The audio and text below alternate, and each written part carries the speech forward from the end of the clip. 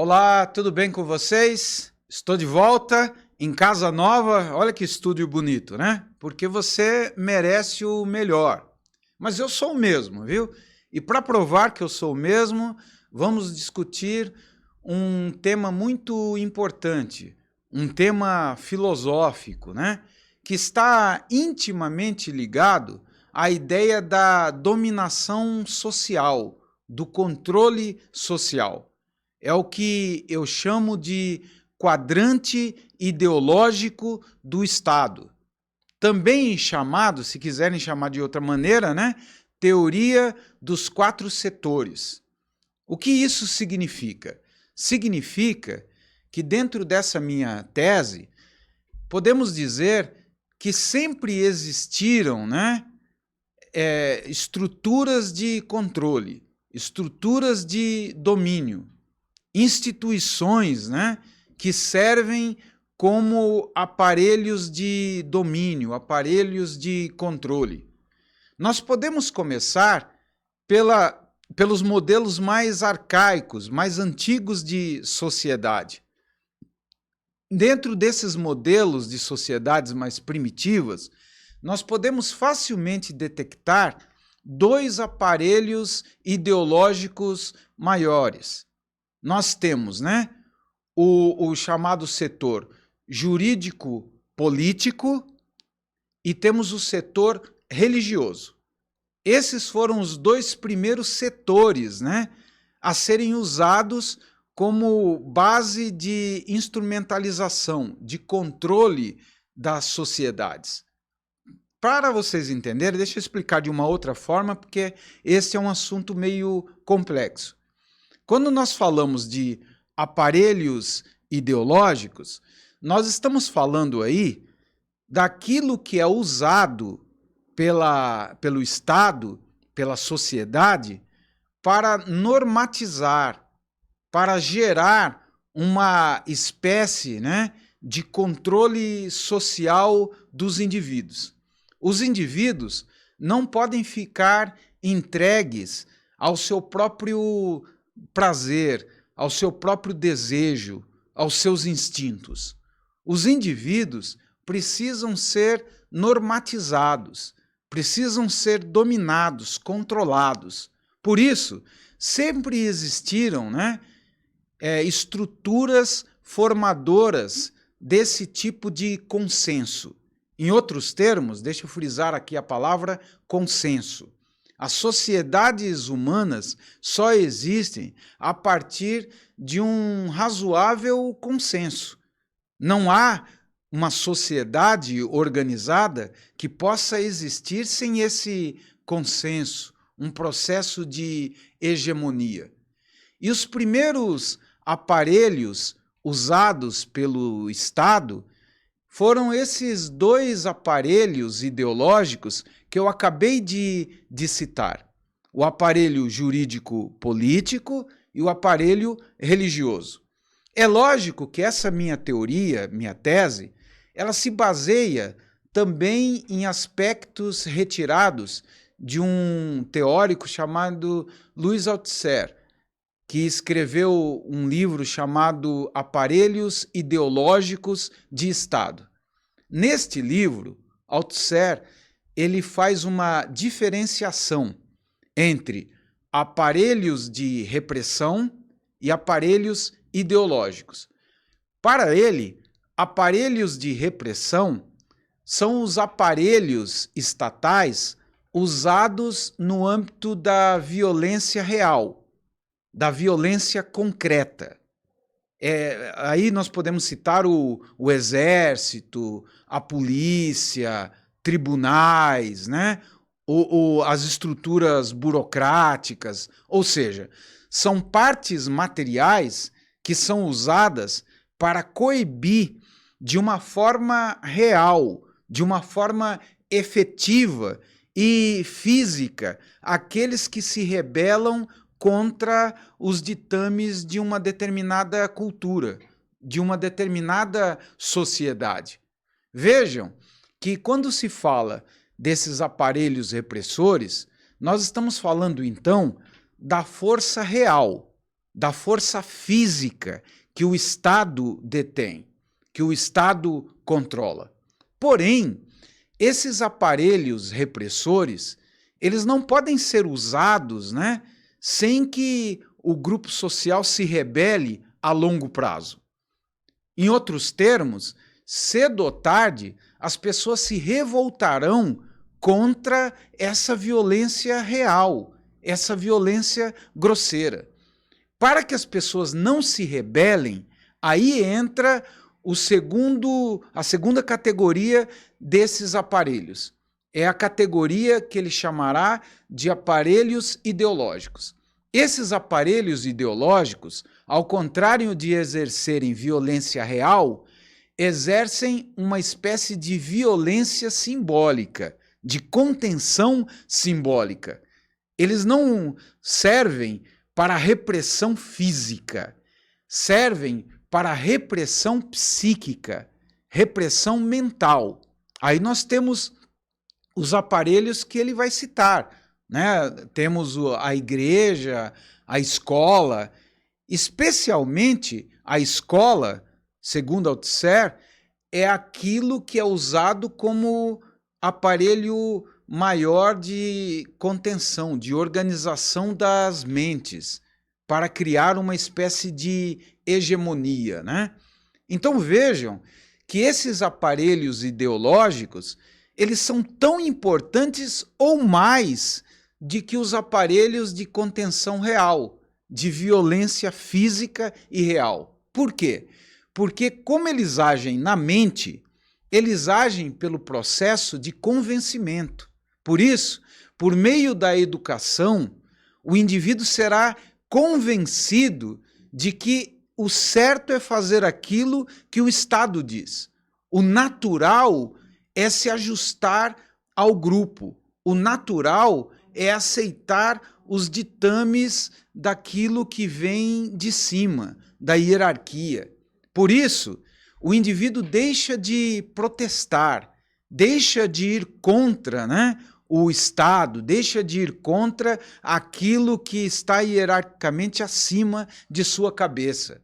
Vejam como os aparelhos ideológicos são importantes nesse sentido, né? Daí, então, eu ter estruturado essa ideia do quadrante, dos 4 aparelhos ideológicos maiores.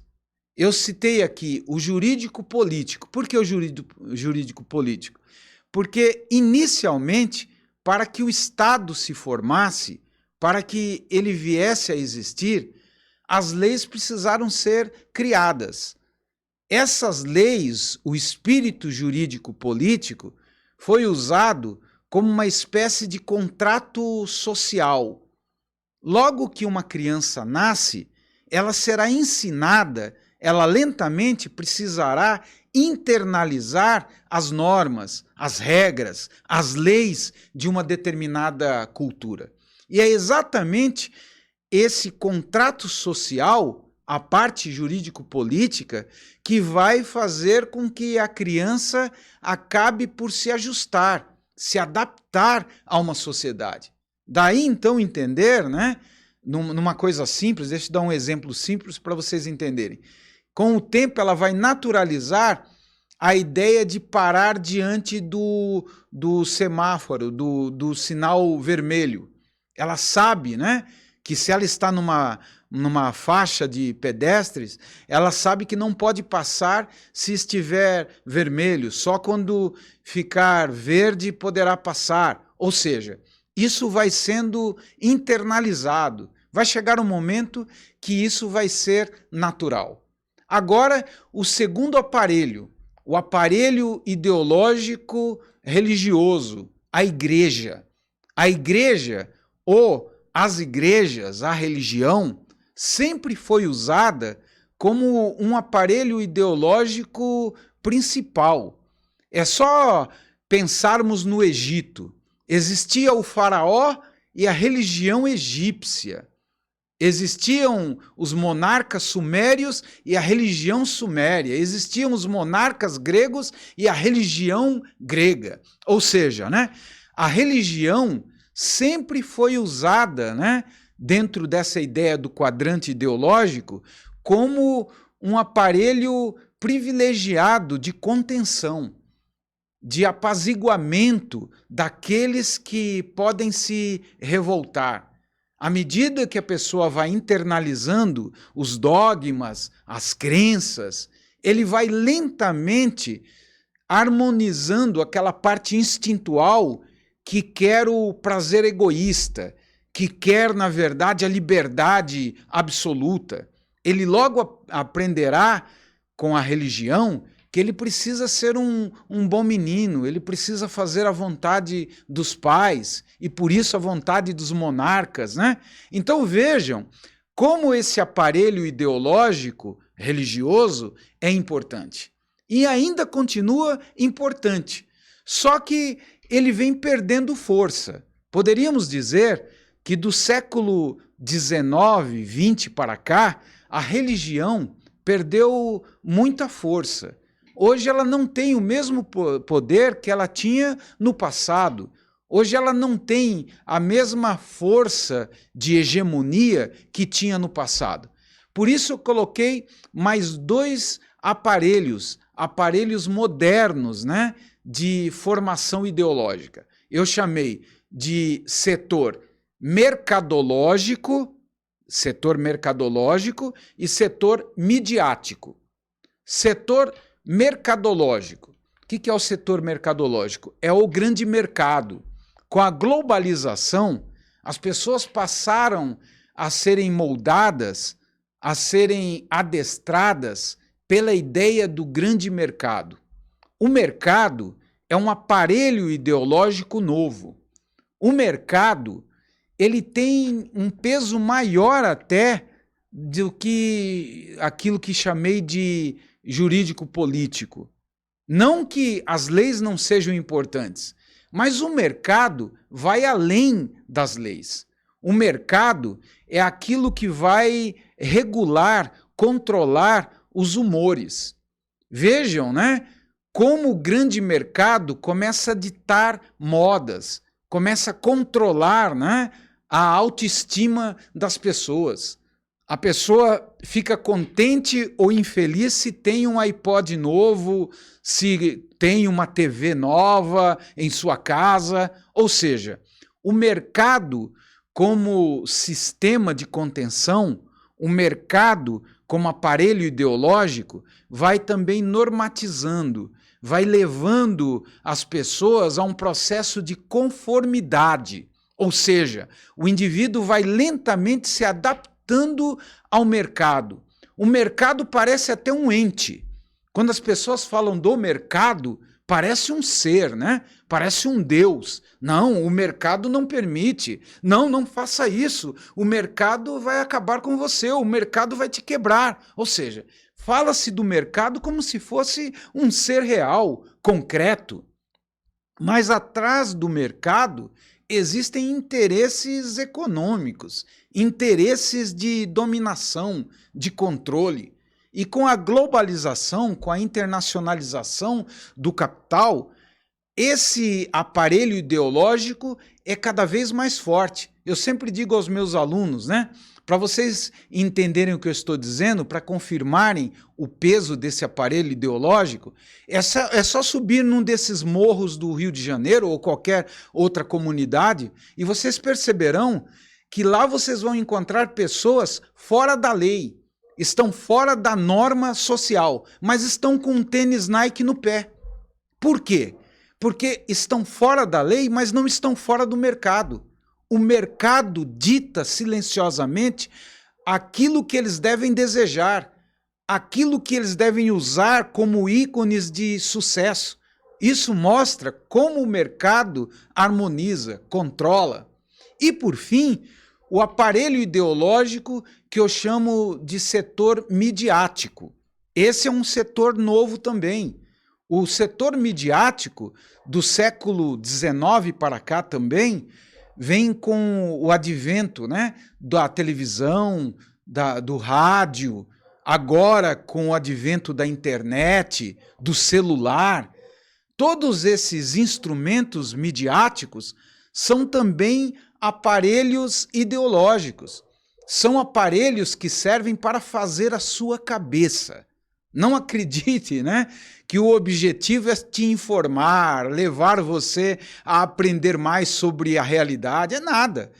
Normalmente, esse aparelho ideológico tem como interesse modelar a realidade, vender para você a realidade mais rentável, mais interessante para certo grupo dominante. Entendam que uma criança pequena mal sabe balbuciar o nome da mãe, não controla ainda, né? Nem rudimentos de linguagem, e já está sendo soterrada por imagens no celular. Quantas vezes, né, crianças de poucos meses já ganham um celular da mãe?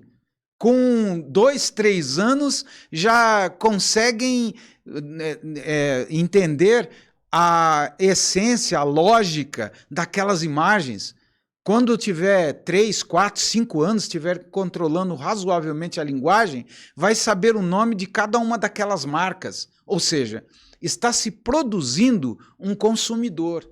Está se produzindo, a partir disso, alguém adestrado para fazer a vontade do grande mercado. Então vejam, né, que todos esses 4 setores são usados para criar uma certa harmonia do sistema de consumo, do grande sistema capitalista. Isso leva a entendermos a relação entre um setor e outro. A mídia é usada para o indivíduo usar cada vez mais o mercado, para acreditar que o mercado é o seu novo Deus. O mercado se retroalimenta da própria religião. A religião vem se transformando cada vez mais em religião de mercado. Vejam, as novas igrejas parecem hipermercados. Você não conhece ninguém. Você não vai na igreja para conversar com um adepto, com um colega, né, de crença. Não, você entra numa dessas igrejas, você não conhece o nome da pessoa, não quer conhecer, você senta sempre ao lado de uma pessoa estranha e só está ali para se dar bem. Você quer prosperidade, você quer um carro muito bonito, ou seja, né, a igreja se transformou numa espécie de aparelho privilegiado para favorecer a própria lógica de mercado. É um aparelho de repercussão de ideologias de mercado. E, ao mesmo tempo, os meios jurídicos políticos favorecem também. Eu sempre brinco com os meus alunos que aqui nós temos, né, o PROCON aqui em São Paulo, que é a chamada delegacia, né, do consumidor. Ou seja, você não tem direito se você não for consumidor. Não é a delegacia do cidadão, é a delegacia do consumidor. Ou seja, você só existe se você for consumidor. Vejam que tudo isso tem a ver com esse quadrante ideológico, com esses 4 grandes setores. Setores que são usados pelo Estado, pelo grupo dominante, pela classe que domina, né? Para fazer com que você compre todos os valores que eles querem ditar como os valores válidos, como aquilo que você deve adotar como certo. Mas o certo aí é o errado. É lógico que não há como você sair da esfera de controle ou de influência desse quadrante. Mas se você tiver consciência crítica, você vai entender melhor como esses 4 setores servem para te alejar como pessoa, para te destruir como pessoa. Prometo, num próximo vídeo, discutir mais profundamente essa questão. Nesse momento, acredito que a apresentação do quadrante ideológico já foi o suficiente. Perdoe-me, é um assunto muito complexo para se discutir em pouco tempo, mas voltarei a discutir mais à frente esse tema. Se gostou, deixe o seu like, divulgue, né, o nosso material, divulgue o nosso canal, compartilhe os nossos conteúdos. Deixe aí embaixo o seu comentário. Isso me ajuda a subir, fazer o nosso canal crescer organicamente. Um abraço e até a próxima vez.